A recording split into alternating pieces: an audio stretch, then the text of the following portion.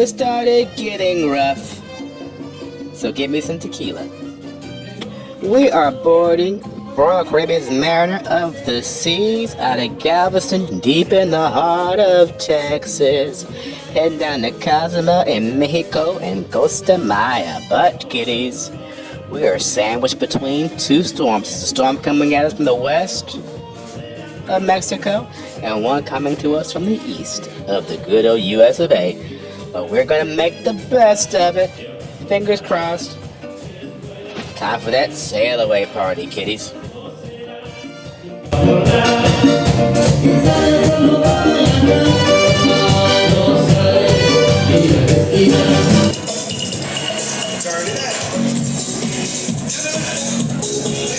Everybody clap your hands.